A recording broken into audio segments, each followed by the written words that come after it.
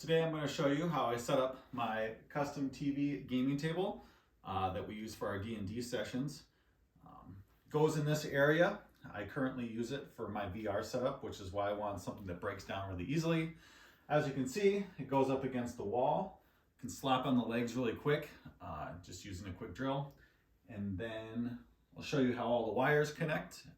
But yeah, I'll show you quick how we take it down and set it up. Only takes a couple minutes. So I have this lock that I made. It just kind of holds it to the wall so it doesn't fall over. It is not super light.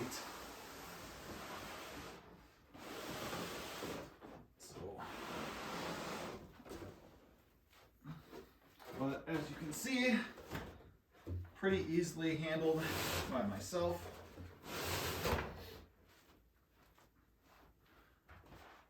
So I have these legs that will then slot. Hopefully you can see this on the camera. There's cutouts in the plywood that then align with these legs. Slide right in there.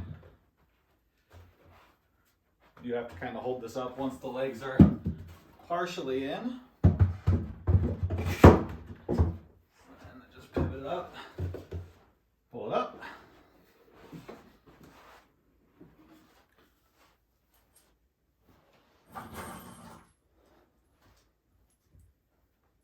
These are then just connected with these bolts that I have, and you access them through the end panels.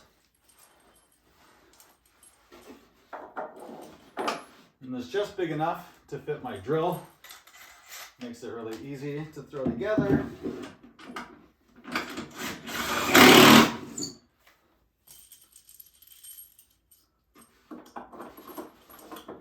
Each leg has, or each set of legs has 4 bolts that go with it.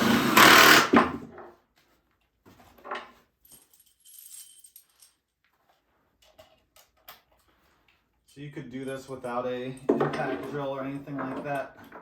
Just makes it way quicker and easier to do it this way. It's also a lot more stable than if you were to use folding legs or something like that, unless you had a really good latching mechanism, but that seemed to be a lot more difficult than I wanted to set up. So that's one side done.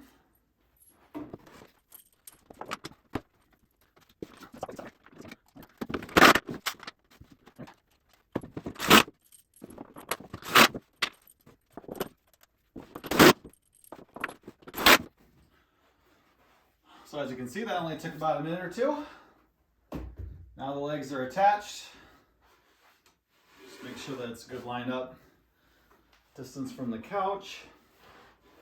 You can swing it around eventually, but I have my wires that I run to the gaming tables kind of stuffed under my couch, so they're out of the way. Just a quick power cord in. I have my wires for the table kind of tucked away underneath the table. Just kind of slide in here, easily pull them out.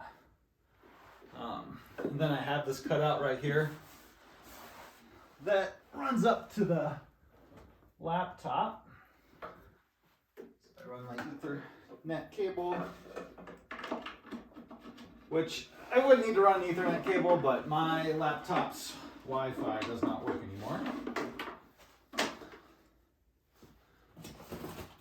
So rather than buy a new laptop, it's just easier to run power and Ethernet to it this way. The battery also doesn't work, but it does run off hard power.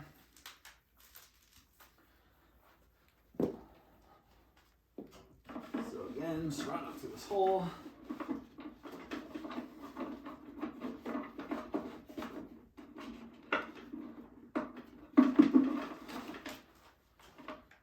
Get everything in.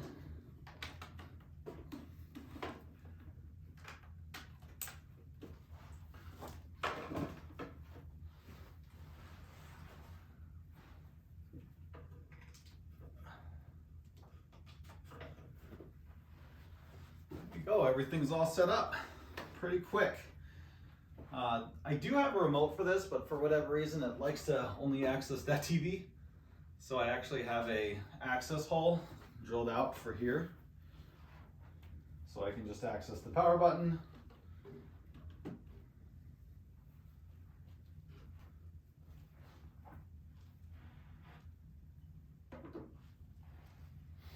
So I don't typically run a DM screen like you would normally see in most games. And the only reason for that is when you're sitting down, you can kind of see my head's like right at level with this. So, or my eyes, I should say. So I like to be able to see the board a little easier. But let's just pull up a quick map.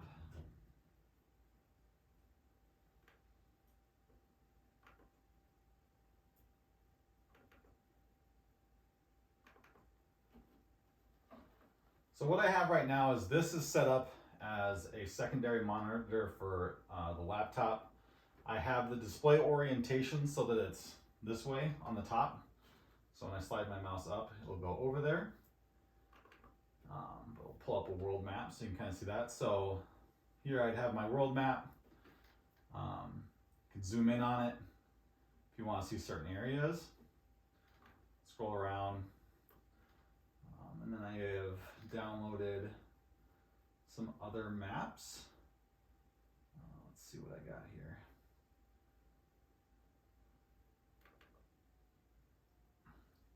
So this looks like a Seafoot Games map. This one I'd probably actually end up editing because it doesn't have the grid on it, but some people make some really sweet maps that you can then use. You just kind of throw it in there, center it up on your gaming surface, and then it's really easy to just tab back and forth between them.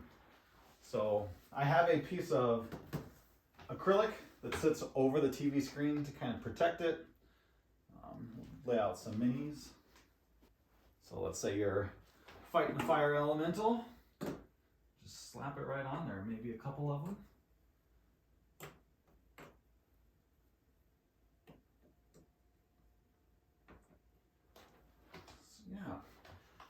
I initially had used ArkenForge, but I found the program to be a little bit more difficult than what I wanted to use, especially the fact that there's some great artists out there that create battle maps that you can access for free.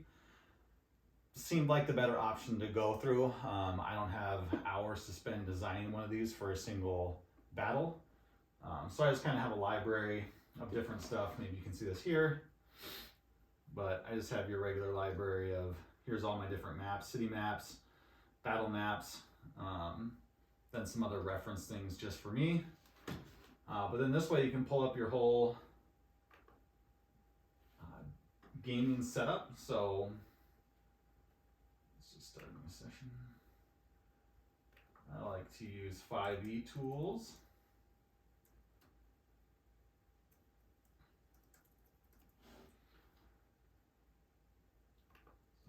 Go to 5e tools. For you that have used this as a DM, it's a great resource.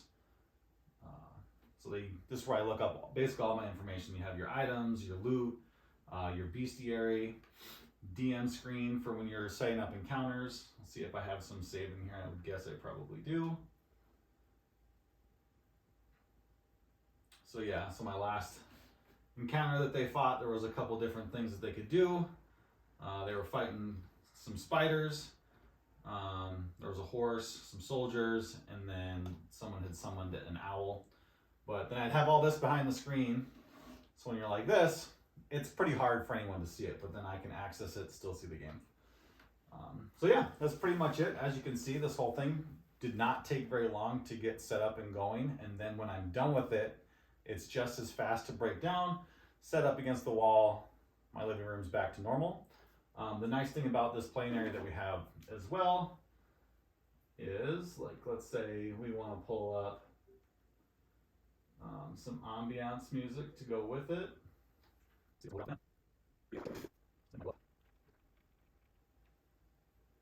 Let's say we're going to go medieval town ambiance.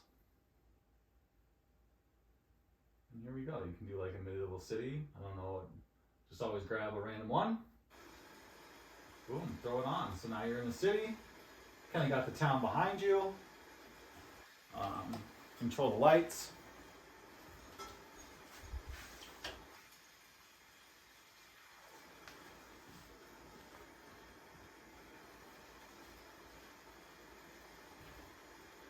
There you go. Here's our dungeon room for our campaigns. So really quick and easy project to set up. The table itself was also fairly cheap to set up and build. You can find a link to that build below. Yeah, hope you liked it.